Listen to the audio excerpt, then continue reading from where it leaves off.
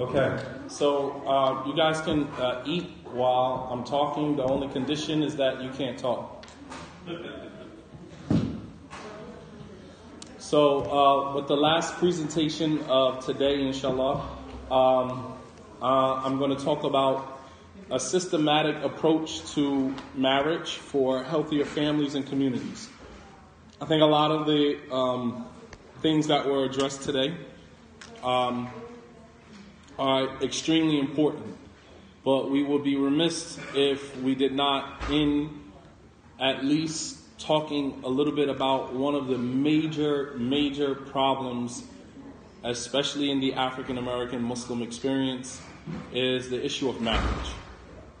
I don't know a community on the East Coast that I have visited from Connecticut all the way to Atlanta, except that there's a reoccurring problem that seems to be a pattern with us, inshallah ta'ala, and I'm going to address that now, just to kind of give us an idea. Now, some of the things I'm going to state, some of the things you guys are already aware of, some of it you may not be aware of. So the title of what I'm going to address today is a systematic approach to marriage for healthier families and communities. I'll lead with a quote, as I'm a stickler for quotes. Aristotle. He said, "At his best, man is the noblest of all animals. Separated from law and justice, he is the worst." Basically saying, without law, there's no order. There has to be order in order for human beings to not be self-destructive. At his best, man is the noblest of all animals. Separated from law and justice, he is the worst. The Prophet ﷺ's entire mission was designed to bring about the best in human beings. His entire mission was about bringing out the best in human beings, using a systematic approach of establishing moral laws rooted in divine revelation. The Prophet ﷺ said, "Innama bu'ithtu li utammima makarim al-akhlaq," that I have only been sent to perfect moral character. He didn't say I came to bring moral character, because human beings usually have moral character. It's part of our fitrah, part of our innate nature to know the difference between right and wrong. We know that. Allah subhanahu wa ta'ala says in the Quran, فَأَلْهَمَهَا فُجُورَهَا وَتَقْوَاهَا. And we have inspired man to know the difference between fujur, which is immorality, indecency, and taqwa, which are God consciousness and everything that falls under that category. So it's innate, it's inherent, it's part of us. We know the difference between right and wrong. Islamic community, we know what is halal and haram. But if we don't have an imam or board members or a system that enforces consciousness of halal and haram, people will run amok. It's not that they don't know, they know, but they need a system that governs them, right? So we can see that when human beings are left without any code or law governing their behaviors or an authority to enforce that, we become self-sabotaging and self-destructive as a people.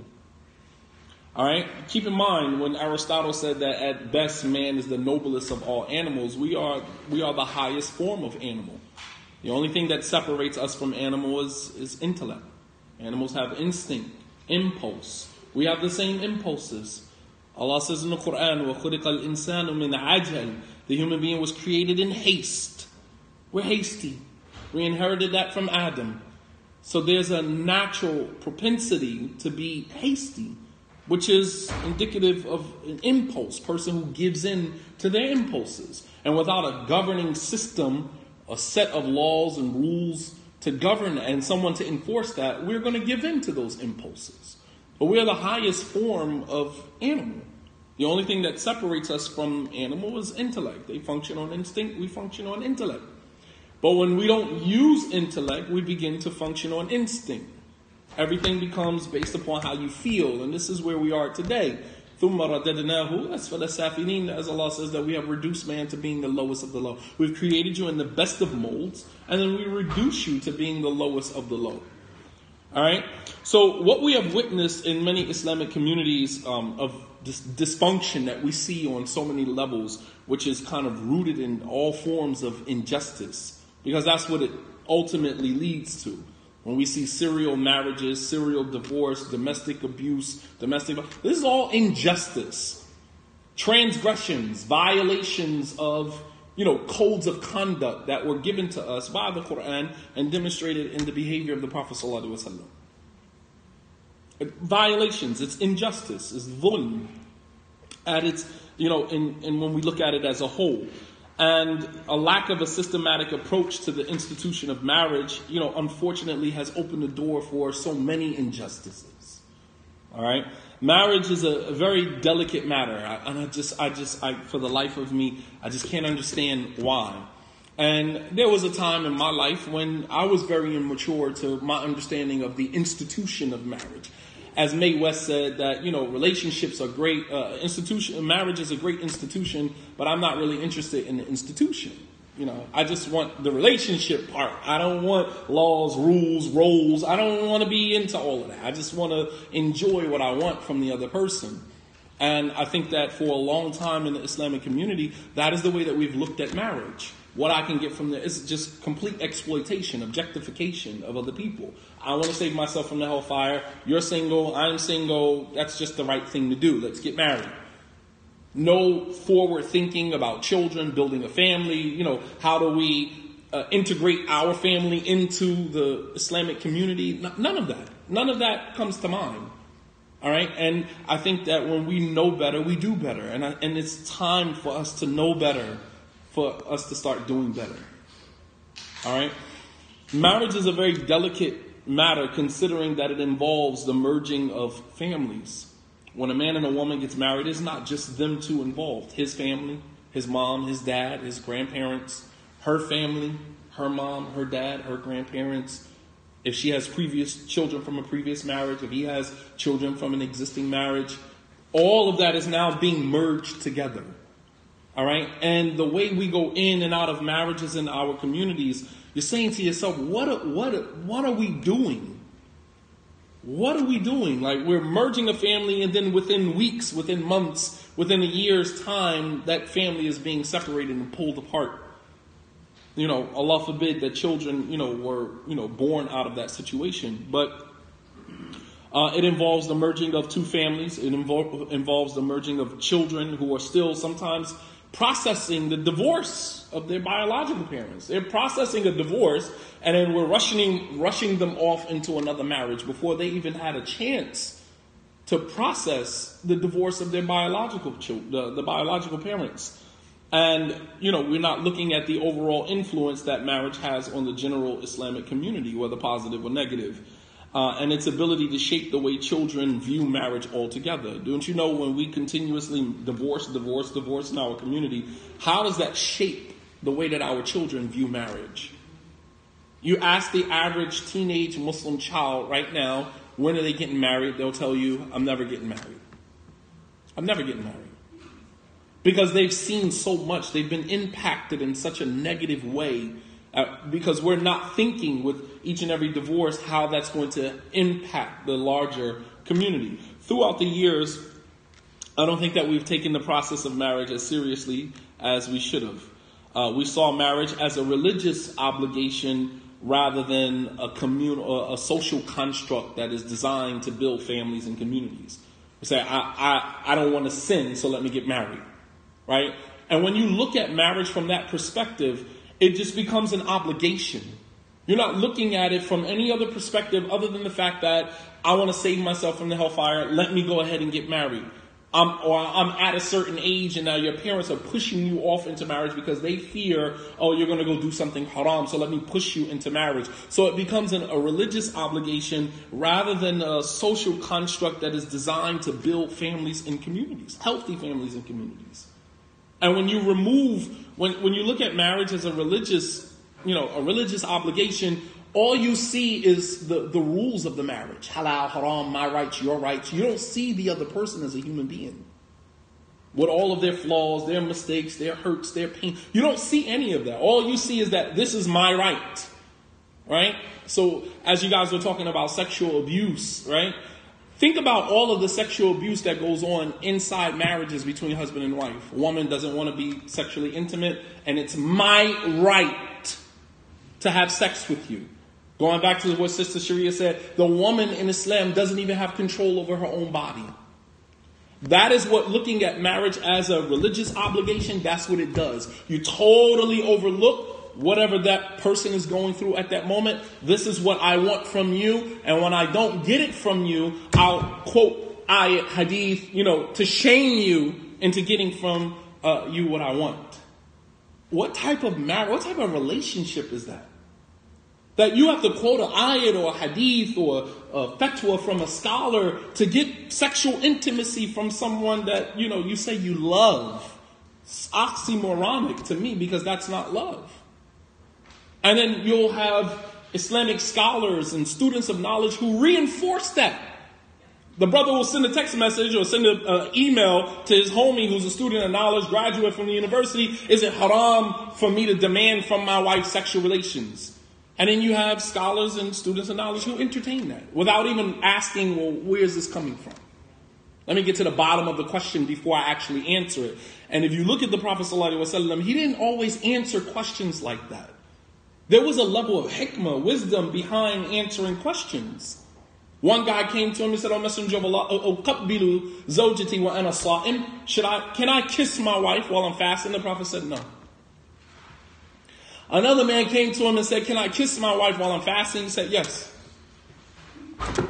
Why? Why did he tell this man no and tell this man yes? Is there a contradiction? Why? Huh?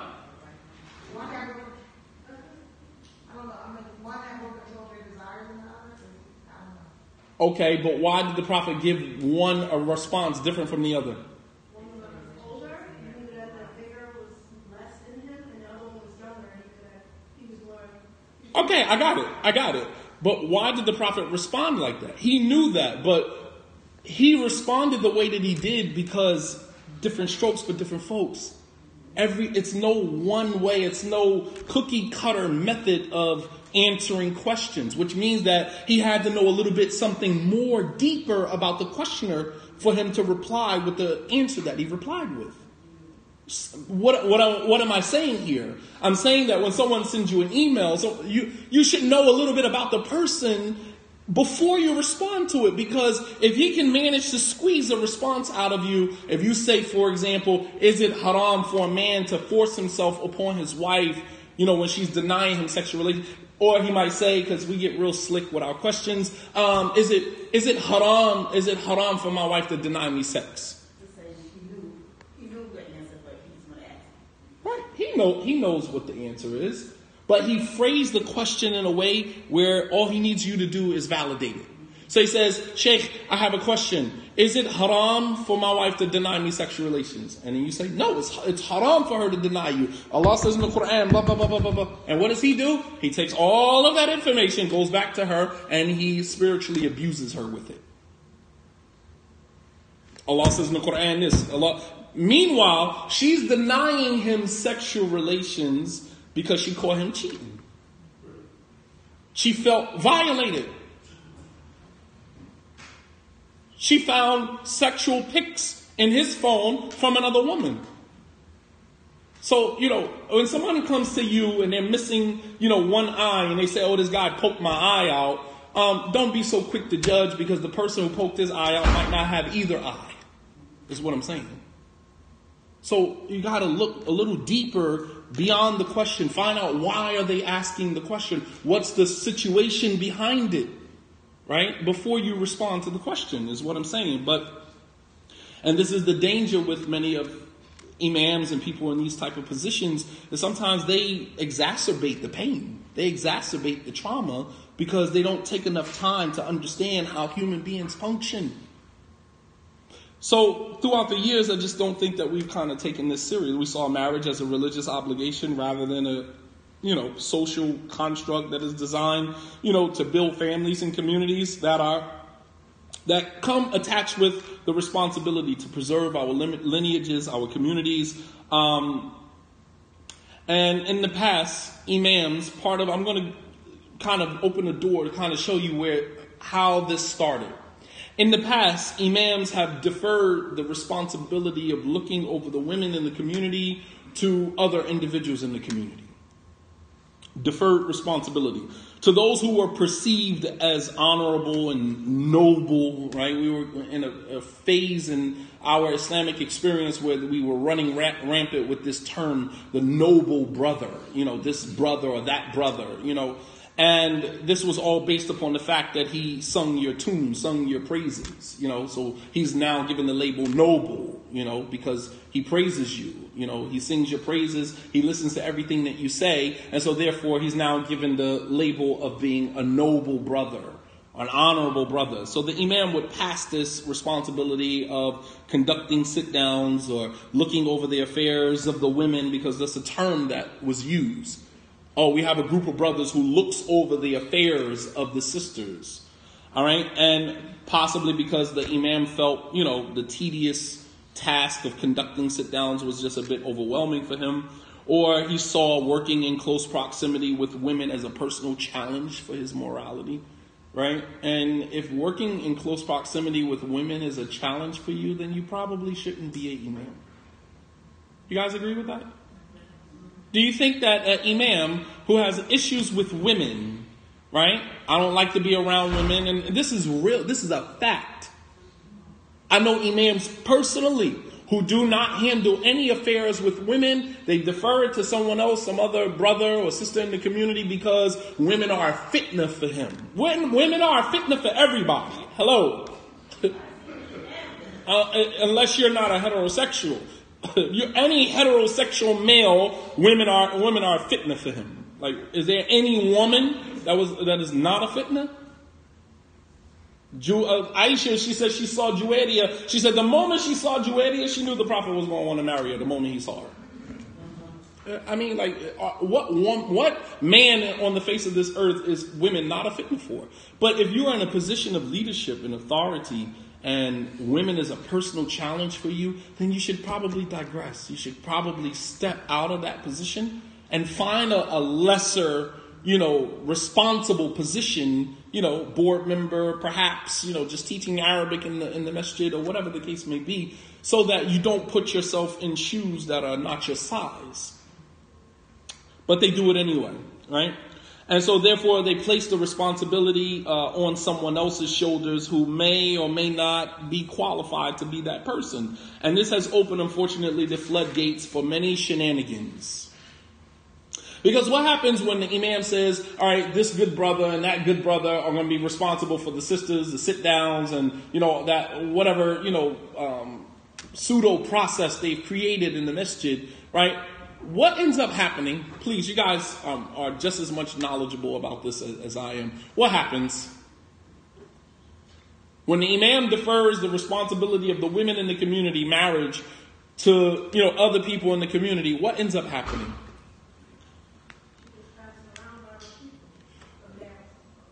All right, so it's a male-dominated field. So obviously, if men are in charge of marrying the women and handling their affairs in the masjid, it becomes like the boys' club. You're looking at this. I literally have been in imams' offices, and I've seen brothers just kind of pick up, oh, brother imam, this the folder for the sisters? And pick up the folder and start flipping through. Oh, mashallah, this sister only got 2 kids. What'd you think about this? I'm sitting there like, wow, are you serious? At the time, I was not an imam and I didn't really understand the responsibility, but I still found it a little weird that the imam would allow someone into his office, violate his personal space, violate the confidentiality that these women have entrusted him with to look over their applications. Even when I was an imam, there were women that refused to fill out an application and put it on my desk because they were in fear that I would allow someone to come in my office, pick up the folder, and take a look through it. Confidentiality is not even a thing in many of the masajid. Here again, that conflict of interest. Because I'm cool with the imam, I can, now have a pass to do certain things that others don't. So the major thing that this opens the door for is a lack of responsibility. Who's accountable? Something goes wrong. Sister's married to a brother. He's a domestic abuser. Or something happens or whatever the case may be. Who's accountable? Nobody's accountable. Because the imam deferred it to somebody else. That's his responsibility. The guy that was responsible by way of the imam will say, well, it's your masjid. It's the imam. No, we passed the buck. I was about to say that. What if it falls back on him? Because ultimately you didn't do your job. What you did was you passed it to somebody else. He didn't do his job, and now it's a whole disarray. So it's going to come back. It should come back to the person There you go. who didn't do their job in the first place. There you go. But the woman has no one to kind of like pinpoint, to put the blame on. The imam can say, well, I didn't know the brother. I passed it off to him for him to marry you. Then when you go back to the wali, you say to the wali, why would you marry to a brother like that? Well, that he filled out the application just like you did. Like, nobody's accountable. And that is a problem for me. Because during the time of the Prophet ﷺ, everyone was accountable. There was no one who did an injustice and was not held accountable. Even when the Prophet ﷺ sent Khalid ibn Walid to go with a group to go give da'wah to a particular tribe of the Arabs, and because they didn't know how to pronounce La ilaha illallah, Khalid thought that they were rejecting La ilaha illallah, and he began killing them. The Sahaba that went with him, the delegation that went with him, was like, we weren't sent to do that. We're not doing that. When they got back to Medina, the Prophet ﷺ called everybody. He said, "Abra'u ila Allahi bima fa'ala Khalid." Wallahi, in front of Allah, I'm free in front of God for what Khalid did. I have nothing. I didn't send you to do that. There was accountability. When Usama ibn Zayd killed the man after he said La ilaha illallah, when he got back to the Prophet ﷺ, he said, "Aqataltahu ba'da an qala la ilaha illallah." Did you kill him after he said La ilaha illallah? There was accountability. No one was able to just do something and get away with it, and there was no accountability. And here we are today on the Sunnah, and there's no accountability. No one is accountable. Everybody walking around in pain, traumatized by the experiences that we are having in many of these masajid, and no one is accountable. I personally have a problem with that.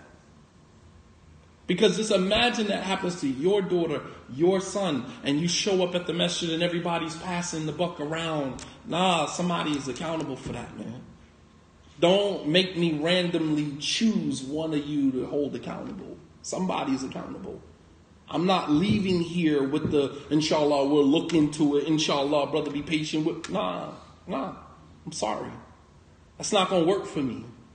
So rather than being, reactive, we should be proactive and begin making people accountable. And the only way to think that people can be accountable is when we start making people responsible. You can't circumvent responsibility because there's a system now of checks and balances that holds people accountable. All right, so the shenanigans started that have literally made a mockery of the structure and the system that all but defines the culture of Islam. Have you ever seen Islam in any part of the world that is being practiced according to the Quran and the Sunnah, and there was no structure, there was no law, there was no governance? Nowhere in the world. Anywhere you see Islam, you're going to see law, order, right? When Imam Siraj and the brothers cleaned up that corner on Bedford Avenue, was there not structure there? I mean, even when we look at the Nation of Islam, there was structure there. And somewhere along the line, we lost that. We transitioned from the Nation of Islam to the War of Deen community, to the Dar Islam movement, to all of you, to arrive at Sunni Salafi Islam. And it's like we threw the baby out with the bathwater. Why did we have to lose everything as we transitioned to a more pristine, a more pure, approach to Islam? We lost the structure. So you can say whatever you want to say about these other approaches to Islam. The one thing that they do have, whether it's the Nation of Islam or the War of Deen community, one thing they do have is structure. A system of checks and balances. Do for self was one of their key slogans. And here we are today, Muslim youth selling, in 52nd Street in Philadelphia selling oils. You know what I mean? Like, where's the do for self? We lost all of that. The economic power, the economic stability, as well as a structure of code of morals and ethics. Many of the Muslim men in our communities, in the African American Muslim communities, have been perverted with beliefs and ideologies that they have been fed from people in higher up positions. Like students of knowledge telling brothers when they come to them that oral sex is not zina. What happens to a young Muslim male in the inner city of somewhere like Philadelphia or Newark, New Jersey, and you tell them oral sex is not zina? Basically, you're giving them a green light to go that far. Don't go past it. Almost like Shaitan and what he did with Adam. So you're playing the devil's advocate. We're going to change the name of the tree, right? Shaitan called it Shajaratul Khuldi, and the tree of everlasting life. It's still the same tree Allah told you not to eat from. Changing the name of something does not change the reality. Saying oral sex is not zina does not mean that it's not a major sin. It's not haram. But here again, this is how we tweak it, right? So in addition, it's indicative of our lack of concern for the way that Islam is being represented, because it's literally making a mockery of us. Umar ibn Khattab radiallahu ta'ala anhu, he said, La sultan illa bil rijal, wa la rijal illa bil mal, wa la mal illa bi imara, wa la imara illa bi adl. Umar radiallahu ta'ala anhu, very powerful statement, and he was another man who operated with a system of checks and balances, starting with himself. If you understand anything about Umar's personality, he was very hard on himself. Umar said that there can be no authority, la sultan illa bil rijal. There can be no authority except with men, real men. So that's the start of this. That in order for this to take off in our day and time, I'm not even thinking about us. I'm thinking about our grandchildren. I'm not thinking that this SOP is going to change anything as of now. I'm thinking about future generations, leaving something for them that at least they have a blueprint. Umar radiallahu ta'ala anhu, he said, La sultan illa birijal. You cannot have authority except with men, real men. Men who are not afraid to look another man in the face and say what it is. A man just came in here. Many of you might have heard some of the shenanigans going on here. A man came in here accusing another man's wife who's right in here of some nonsense. And I said to the man, why are you telling me this about this woman and her husband is right there? Go tell her husband that. Let me see how tough you are. So I told the husband, I said, can you come here for a second? I said, this man has something that he wants to tell you about your wife. The man got up and ran out of here. I said, you're a coward. He said, I'm not a coward. I said, no, you're a coward. First of all, what type of man talks about another man's wife behind his back? What type of man does that? Number two, what type of man is afraid to tell the wife, the husband of that, of that woman that he's accusing or talking about? What man, if you are bold enough to say it to me, say it to her husband. Let's see how the narrative change. You're a coward. And that's what we do. And I'm not afraid to call it what it is. I'm a straight shooter. You're a coward. I told the man to his face as he exited the building, you're a coward. That's what it is. When her husband walked up to you and, say it to me, you ran like a dog with his tail between his legs. You didn't have anything to say, but you felt comfortable saying it. There's no authority except with men. He said, وَلَا رِجَالٍ إِلَّا بِالْمَالِ. And a man cannot be a man without money. Gotta have agency.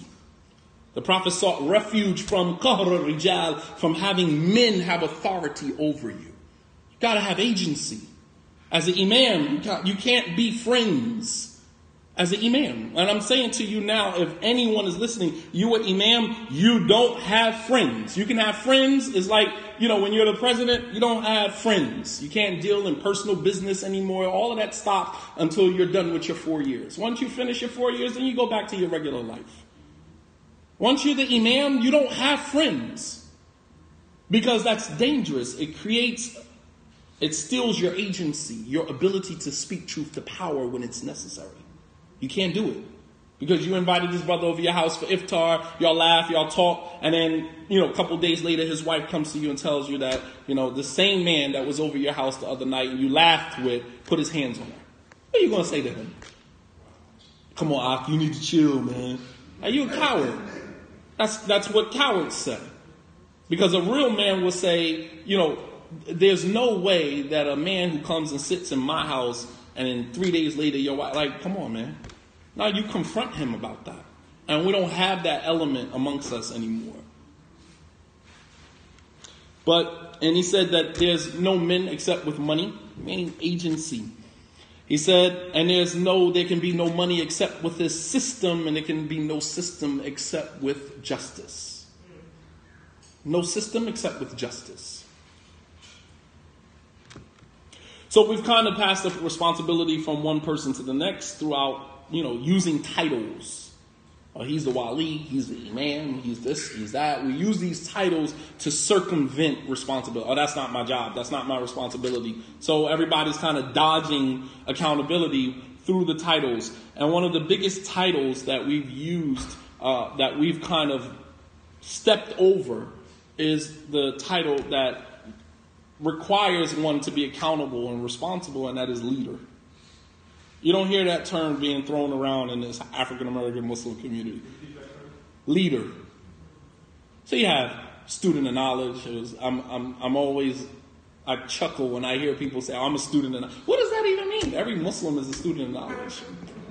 What does that mean? I'm just being honest. Like when you really sit back and think about it, I am a student of knowledge.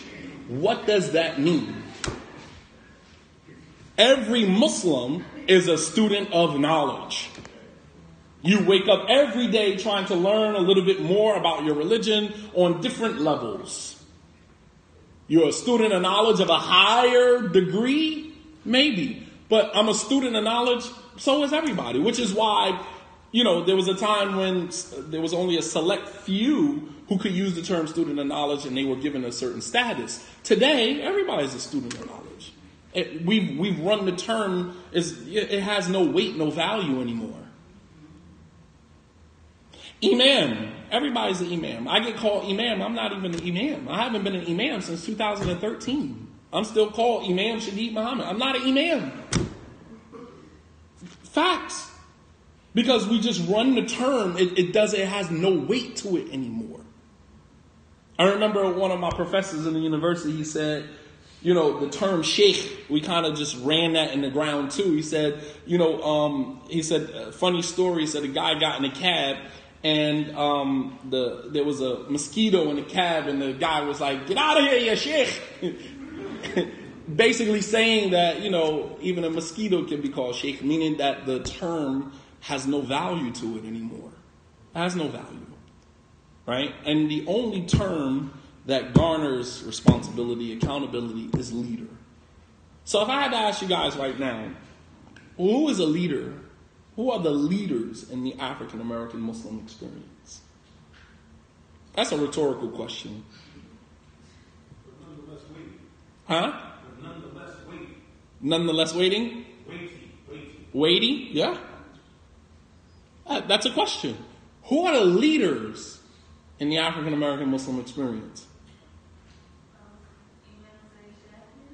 Imam Zayd Shakir? No. The only person that is a leader is a person who considers himself a leader. Because he's now taking on the responsibility.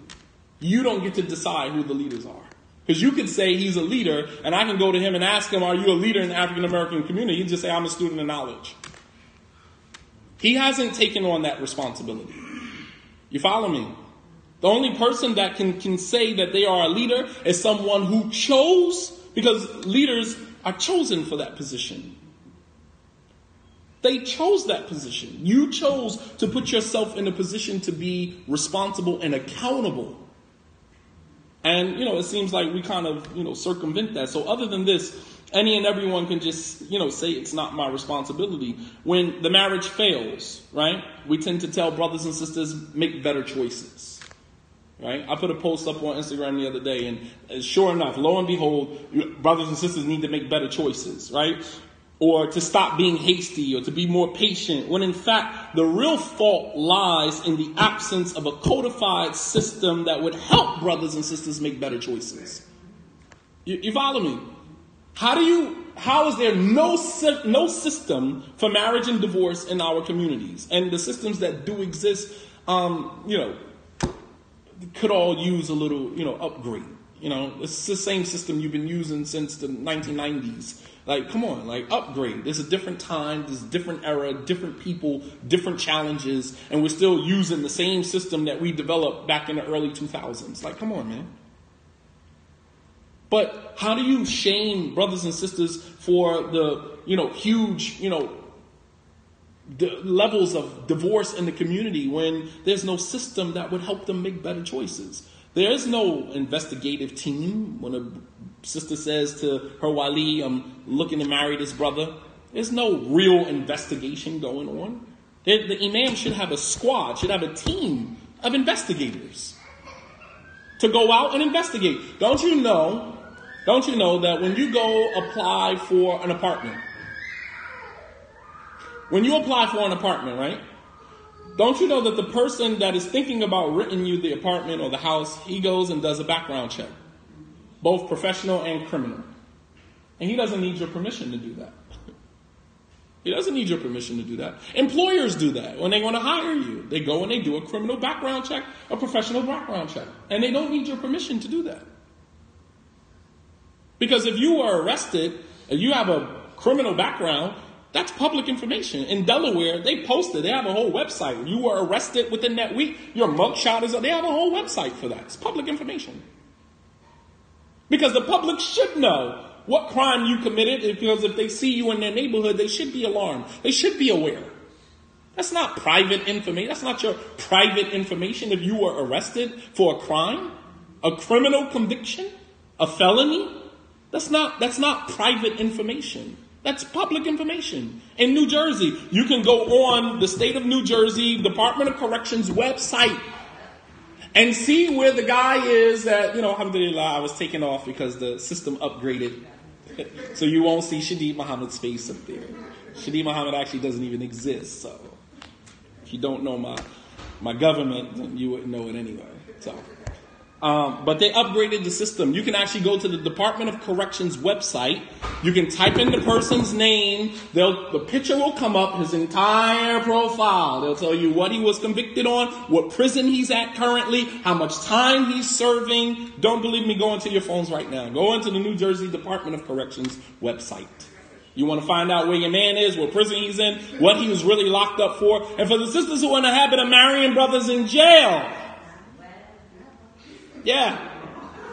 Maybe you would do yourself a favor when the brother sends you these pen pal letters and he wants to get married, for you to take a moment to go to the Department of Corrections website and see what he is really locked up for. He told you he was locked up for a gun or drugs because that seems like the tough thing to present to someone.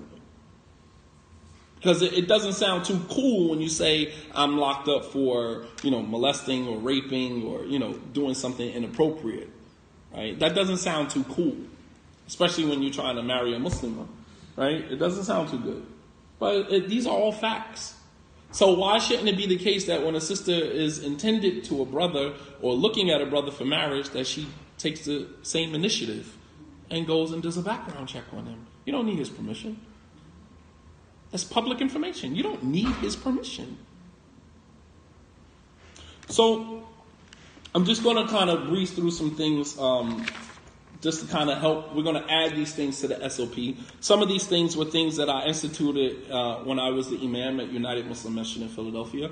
These were some of the things which is when I became the imam at a United Muslim Masjid, I stopped all the wali stuff, the shenanigans. It's like I said to the head of the administration, who are the walis in the masjid? Oh, brother such and such, tell them they're fired. We don't need you anymore. I handle all of the marriages in the masjid.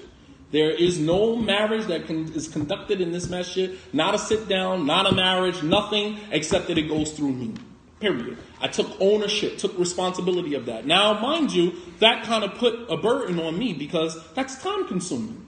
So what did I do? I went and I developed a marriage committee, which still exists today. They are still functioning with the same model that I created. I'm not taking any accolades for it. I'm saying that when you, here again, man, when he is under law and order and good governance, he functions like a human. In the absence of that, he's his worst. All they needed was some structure.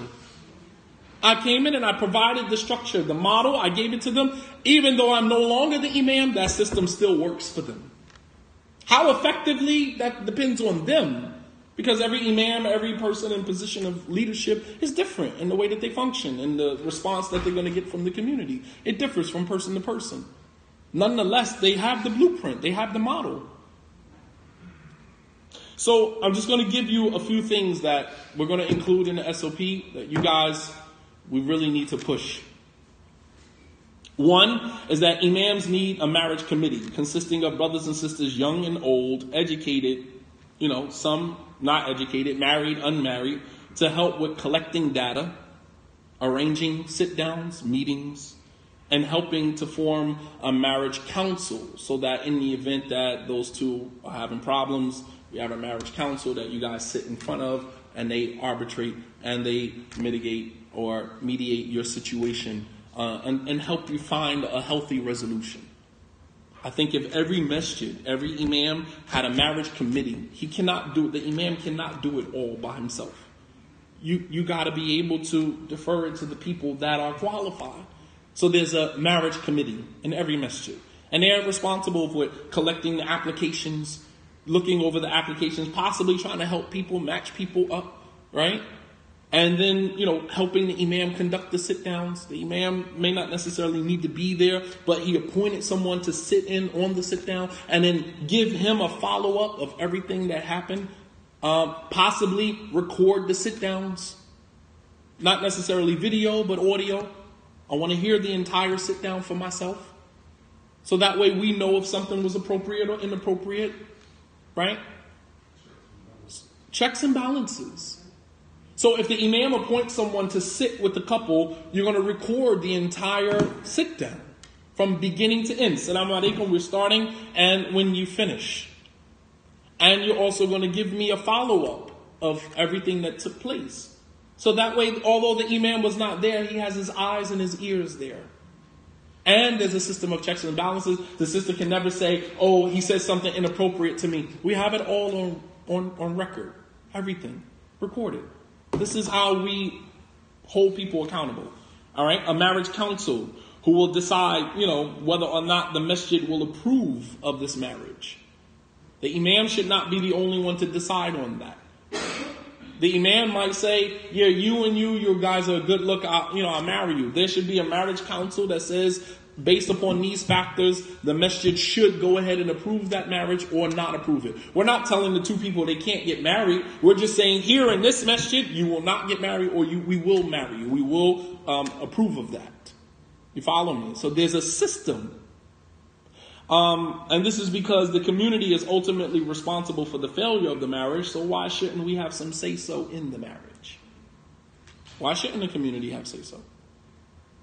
In the Christian church, right, as they're about to get married in public, they say, if there's anyone that objects to these two getting married, let them speak now, right?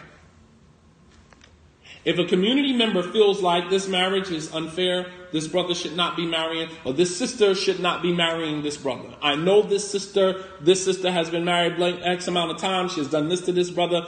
I object. Why should not a community member's objection to a marriage be valid? Why should it not be taken into consideration?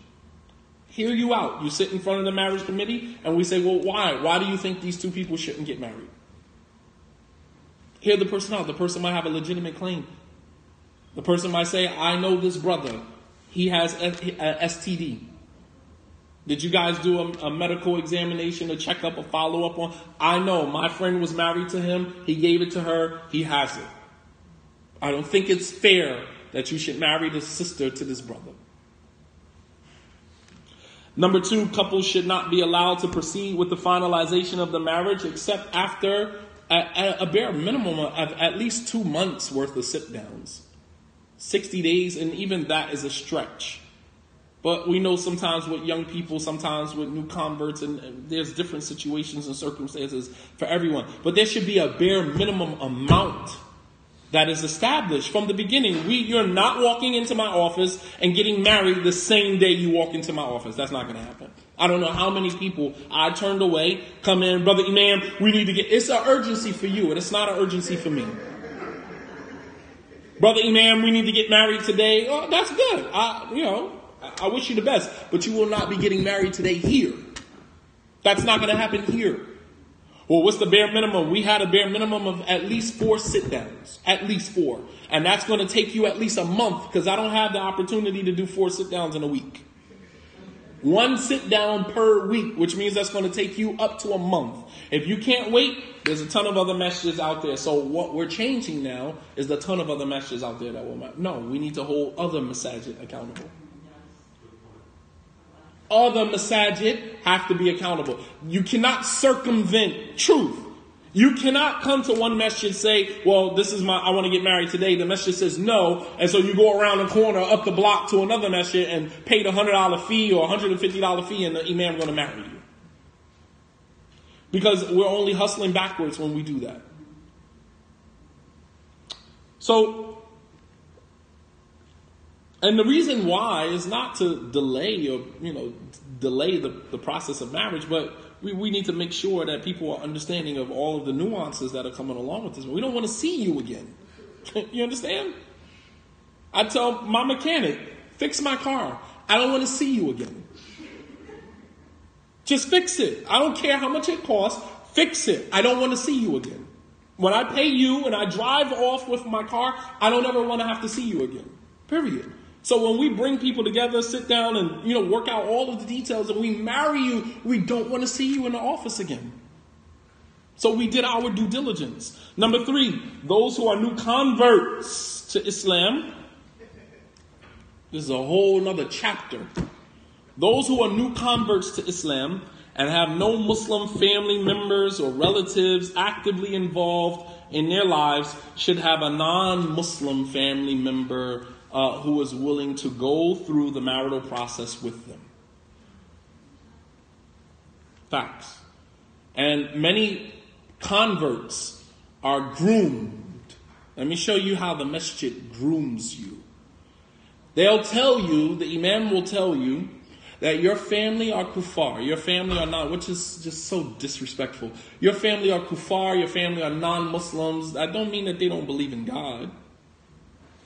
Because you're a non-Muslim, does that mean you don't believe in God? Because you're a non-Muslim, does that mean that you don't have, a sense of God consciousness? You don't live a righteous lifestyle? Just because you're not a Muslim? So as everyone, let me just make sure that I'm understanding this correctly. So everyone who is not a Muslim, who is branded with this title, kafir, this means that the person doesn't believe in God. This means that the person is ungodly, lives an ungodly lifestyle, immoral, indecent person.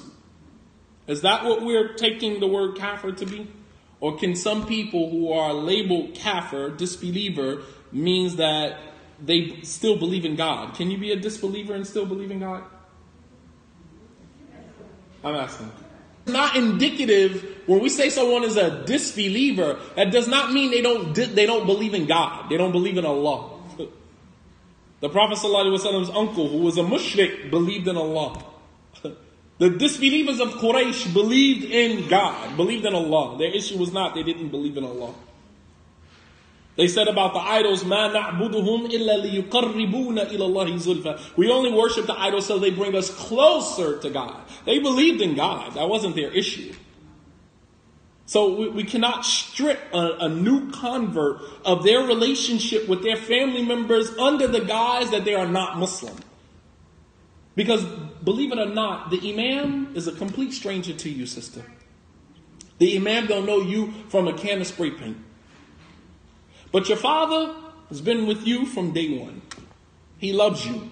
Even though you have different faiths, you have different faith systems, you believe in different things, he still loves you.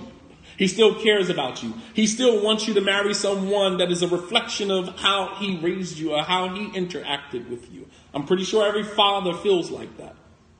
even if they're not of his religion or his faith. So why do we strip people? So what we're doing is we're grooming them. Because if I can get you to separate yourself from all of your non-Muslim family members, guess what? I'm your wali. I'm your wali. I'm your next husband. I'm your next abuser. I done separated you from everybody. I put you on an island by yourself. I groomed you. That's abuse. That's setting you up for abuse. Because who do you complain to afterwards? Who you going to go to your non-Muslim family members? You never even told them you got married. You never even told them that you were married. Your husband never met your father, never met your mother. Meanwhile, you got a whole family that your Muslim husband never even met. And we're grooming new converts. And then what happens is that she's divorced or she's abused, and then she returns back to whatever her lifestyle was prior to Islam. Having the worst possible experience with the best religion on earth. Think about that. I mean, think about that. And this goes on every day. There's some poor new convert to Islam somewhere right now, some remote corner on the East Coast right now, who's going to listen to this and say, the exact same thing happened to me. So new converts should not go through the marital process except with a family member. This provides a sense of familial responsibility, all right?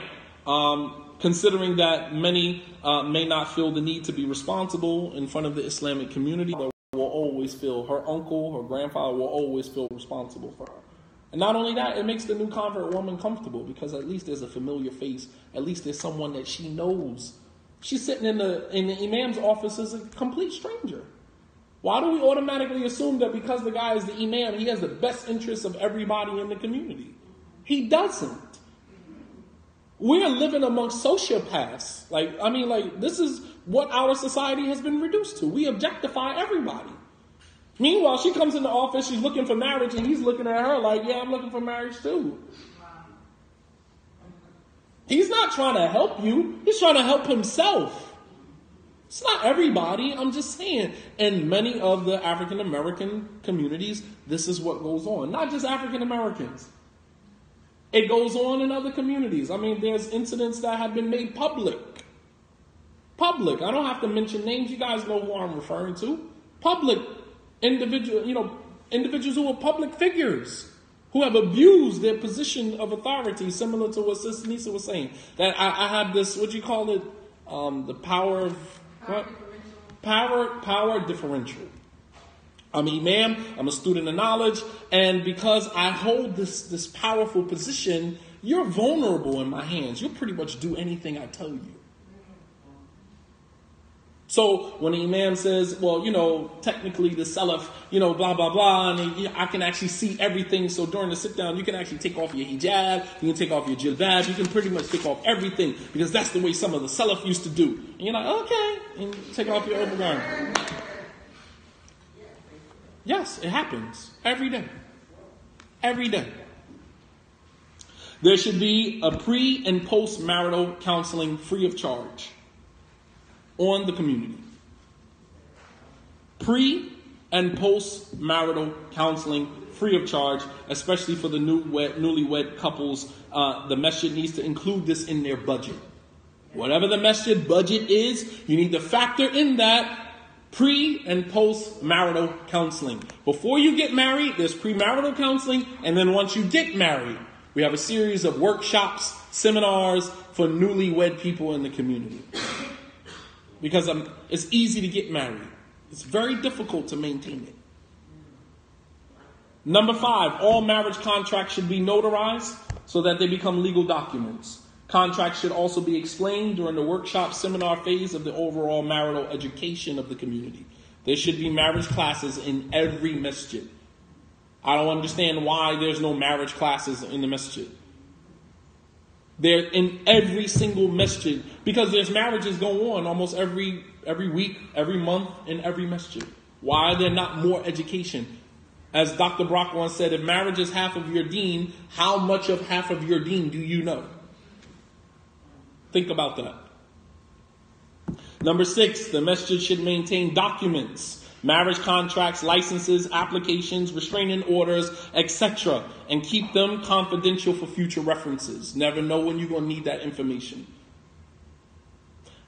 Number 7, no marriage will be officiated without a valid wali. A valid wali. Meaning the sister's not popping up with the brother and say, he's my wali, and I want to get married to this brother on Saturday. How is he your wali? Oh, well, he's married to my friend. That doesn't make him your wali. That's your bestie's husband. That does not make him your wali. He's your next door neighbor. That does not make him your wali. That's your uncle because you grew up around him. He lived down the street from you. That's not your wali. No marriage will be officiated in the masjid without a valid wali. And the conditions of the wali should be outlined during the workshop. There are conditions that one have to fulfill in order to become a wali. Number 8, I have 2 more. Those who are known documented domestic abusers should not be allowed to get married in the community until after they have shown documented proof of ongoing treatment, anger management, etc., and a follow-up by the committee. Right? The marriage committee of, and knowledge of previous abuse being made known to the person who is currently interested in it. No one who is documented. I'm not talking about false accusations. I'm talking about known domestic abuser. You will not get married in any Islamic community until we follow up to see that you have gone through extensive ongoing treatment and knowledge of your previous abuse is made available to the person that is currently interested in you. I can guarantee you, if we did that, a lot of the shenanigans would stop. A lot of the shenanigans would stop. Number 9, no marriage should be conducted without a standard medical examination, STD, current. Don't tell me something you took 2 years ago. I don't care. Current STD medical examination produced by an official medical facility. We don't need you to bring me nothing in the envelope. Have them email it to me. You understand? You can give your medical practitioner, you can give your nurse, your doctor permission to email it to, your religious institution or your religious leader, and it remain confidential. Don't bring me nothing in no envelope. Ketchup stains on it, they've been laying around for 2 years, and you're going to bring me that talking about, I got my STD papers, I got my medical. Man, get out of here with that. No, have your doctor email it to me. Otherwise, the marriage is not happening. Not going to happen. Allah says in the Quran, "Khudhu hidrakum." Take your precautions. Don't ask me what my dalil for is in that. Anybody ask you for dalil for something, there's dalil. Adam shay la yadullu ala adamihi. The scholars, they have a principle. The lack of knowledge of something doesn't mean that thing doesn't exist. So stop saying, well, where's the dalil for that? And you say it arrogantly, boastfully, as if there's no dalil. There's dalil. Just because I don't know that there's evidence doesn't mean that there's no evidence. Dalil, mawjood, there's dalil. And last, all marriages should be made public. All marriages should be made public. No secret marriages. If you're bold enough to take a second wife, then be bold enough to deal with the repercussions that come along with that. He laughing because only a man in polygyny would understand that. Serious repercussions come with that, right? There's a lot of upside to it, but there's some downside to that as well. And as a man, that's what being a man is all about, dealing with all of it as it comes. The Prophet ﷺ had his share of downside to polygyny. He didn't escape that either. Even though he was the best of men and his wives were the best of women, he still had, he still caught drama as well. All right? Nonetheless, all marriages should be made public. You get married in this masjid, brother, we have a weekly newsletter, which we did at UMM. We had a monthly newsletter that came out, and we switched it from monthly to bi-weekly. And we posted the marriages, yes, absolutely. I don't know. I gave them the model. Whatever they decide to continue doing, that's on them. I'm sure they do. I don't know if they post the marriages in there. But you get married in the community, we're making that public information. Let me tell you why. First, let me give you the dalil. Because someone can say, well, what's your proof on that? Let me give you the proof. Right? The Prophet ﷺ said, "I'linu an-nikah wa awlim bishah." The Prophet ﷺ said, publicize your marriages and give a walima with a sheep, with a lamb. Serve lamb. Publicize your marriage and serve lamb for your walima. That's an authentic hadith. What do you understand from that? I'linu an-nikah. Publicize your marriages. Why? Because we want to make sure. Go ahead. Increases the speculation that you may be involved in some promiscuous activity. It decreases the say it again. I didn't word it the way you did. Awesome. It decreases the possibility of promiscuous activity. It decreases the possibility that you are involved in anything promiscuous. Everything is on the table. What else? What other benefit? Wallahi, I just pray that this information reaches the right people. What are other benefits of making the marriage public? Serves as a model for the children and the people in the community. This is a marriage. This is how we do it. And the children, they understand that is something that we work towards. It becomes an expectation in the community. The expectation is that you get married, not to have boyfriend-girlfriend relationship. We don't do that. We get married. What else? You guys are dancing around it. I need somebody to ding it right in the middle. Ensures the dignity of the women involved in the marriage. There you go. It ensures the dignity of the woman in the marriage. She doesn't have to hide because she's a secret wife. Marriage is supposed to give you honor. When the Prophet married his wives, sallallahu alaihi wasallam, he brought them in front of the community. He honored them in front of the community. He didn't hide anybody. Because if you got to hide, then don't do it. Don't go into polygyny. If you got to hide it from your other wife or hide it from her family, then don't do it. Why would you reduce the woman to a mistress to save your behind? To save the backlash that's going to come to you? And the sad thing about it is the women who agree to that. I'm going to keep this on the low for the 6 months until my wife can process. She ain't processing nothing because you ain't going to never tell her. You're going to continue to keep her tucked away so as long as she's okay with it. The moment she says, I'm tired, I'm starting to feel like a mistress. Well, I'm working with my first wife. You ain't told your first wife. What do you mean you working with her, trying to get her? Even if you did tell her, you've now put your first wife in this position of power where she feels like she's granting you permission to have another wife. And she can come out and tell the community, when I feel comfortable. What type of power are you giving this creature? La hawla wa la quwwata illa billah. There's no power, no might except with Allah subhanahu wa ta'ala. What type of power are you giving this monster? La wallahi. If you're not built for it, then don't go into it. Period.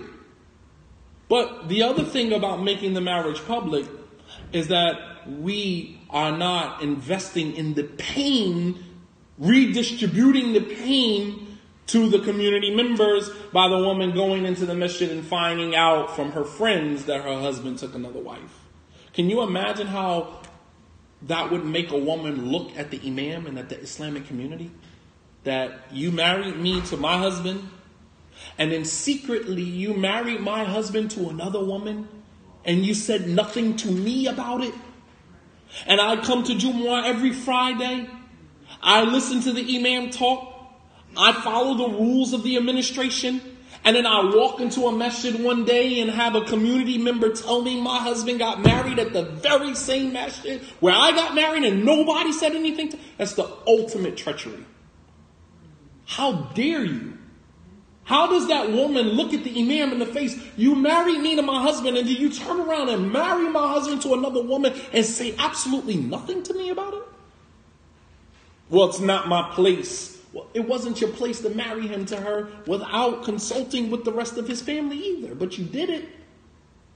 How? How do we do that? A lot of times I hear, what I don't understand is people will say, well, he has the right to have more than one wife and he does not have to consult. They don't have to say anything. Okay. And that's a big thing in the community, which is, I don't understand that. Let me debunk that for you real quick. So you have brothers who run around. This is, here again, part of the perversion process. We've been perverted our brothers. Our men function with a lack of honor and dignity. because it's a very dishonest approach to marriage to say, I don't have to tell my other wife that I got married. My question to you would be, does she deserve to know? You say, I don't have to tell her. You don't have to do nothing. You don't have to believe in Allah subhanahu wa ta'ala. There's a lot of things you don't have to do. Right? But you still do them. Right? You don't have to pray. Prayer is an obligation, but you can make an individual decision. I am not going to pray right now. But you do pray. Why? Because that's important to you. You understand? When something is important to you, you do it. So why say, I don't have to tell my wife I took another wife?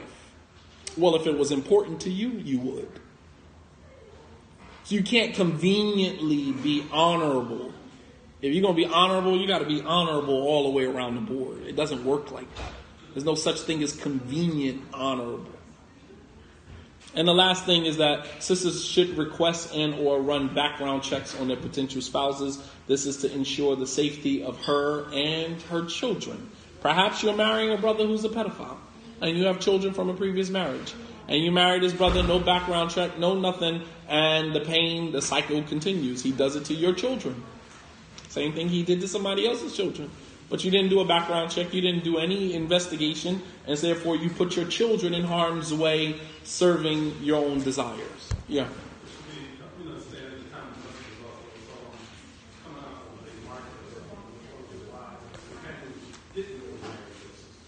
Okay.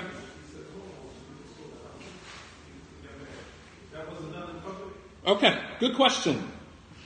He said that Sophia, the Prophet ﷺ's wife, who was Jewish and then she converted to Islam. He said one day, wasn't it a hadith where the Prophet ﷺ came out of the masjid with her and some of the Sahaba saw her and they began walking quickly and the Prophet called them back and said, this is my wife Sophia, indicating that they didn't know that he was married to her. So possibly someone could use this and say, well, not all of the Prophet's marriages were in public. Okay, so let me give you some context to that. The Prophet ﷺ married Sophia after the battle of Khaybar, which was in the 7th year after Hijrah. Right? And he was fighting Bani Nadir, which was the tribe that Sophia was from. Sophia's father was actually the head of that tribe. After that battle, the Prophet ﷺ, Sophia was actually one of the captives of war. And she fell into the hands of one of the Prophet's companions. One of the Prophet's companions saw her and thought that when the Prophet saw her, he would want to marry her. They knew his taste. So they went to the Prophet ﷺ and said that we'll give Sophia to you. The Prophet ﷺ told Sophia, I'll marry you and I'll make my marriage to you your dowry. I'll free your people and I'll make that your dowry. She took her shahada, she married the Prophet ﷺ, and her dowry was to free her people. So, did he marry her in public? Yes, but did he marry her in Medina where they weren't in Medina at the time that happened. They were on the journey back from Khaybar to Medina. So, those who were in Medina didn't have knowledge that he married her. So, he married her in public, but those who were in Medina were not present at the nikah, so they didn't know.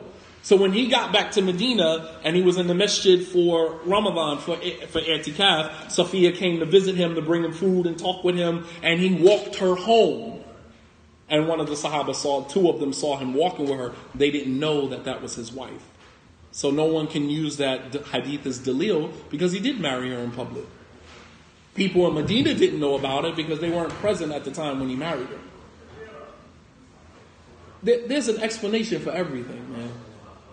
Serious. Context provides us with all of the information that we need. So with that being said, inshallah ta'ala, we'll conclude for today. Jazakumullahu khair, and I hope that all of the information that was shared, that notes were taken, and inshallah we're going to go back and dissect all of this. Inshallah we'll come back tomorrow starting at 11. Bi'idhnillah, we have some dynamic speakers tomorrow. Young brother out of New York, Brother Gaddith Bryant, who always comes with a lot of energy. Inshallah, he'll be here tomorrow. I also want to talk about new converts and how we can better accommodate them. All right, they are probably a growing population within the American Muslim experience. And I think that not enough is being done to make new converts feel more acclimated and to feel more a part of the Islamic community. There was a meme my wife showed me the other day of, people at a bar. Some people sitting over here laughing and drinking, and some people sitting over there with their head down at the bar. And they said this is the example of new converts on the day of the Eid versus those who were, born and raised Muslim. And literally, that's how it is. Those who are born and raised Muslim, those who've been in the Muslim community for a while, there's some familiarity. So they're over here laughing and joking on the Eid. And meanwhile, new converts are sitting off by themselves. They don't know anybody. They haven't established any relationships with anyone. And they're just lonely. Lonely. Many of them, come from homes where they're the only Muslim in their home. Many of them, have tried their hand in marriage, have been divorced with a kid, and they're sitting here, only been Muslim. Can you imagine somebody who's only been Muslim for a year, has already been divorced, and already had a kid? I mean, just think about that. You're a new convert to Islam. You've only been Muslim for a year and a half, and you've already been divorced. You've already experienced divorce, and you're already a single parent. Think about that. And this goes on every day in inner cities like Philadelphia, like North New Jersey. This stuff is normal. I only been Muslim for 2 years. I'm a new Shahada. I've already been married and divorced once. I got a son. It's just like, you lived a whole lifetime in the 2 years that you've been Muslim. And we have to change that narrative. So, inshallah ta'ala, join us tomorrow, bi'idhnillah. Jazakumullahu khairan for your time and your energy. I pray that Allah subhanahu wa ta'ala blesses you all. If you are going home, may Allah subhanahu wa ta'ala bless you with a safe trip home. If you are coming back tomorrow, then inshallah ta'ala, we hope that we have more time to, brainstorm a little bit more. Tomorrow, we're going to break into groups, the brothers and the sisters, and we're going to have some activities so that we can incorporate it into the SOP. Which, inshallah, the rough draft will be available July 14th, bi'idhnillah. Jazakumullahu khairan. Wassalamu alaikum wa rahmatullahi wa barakatuh.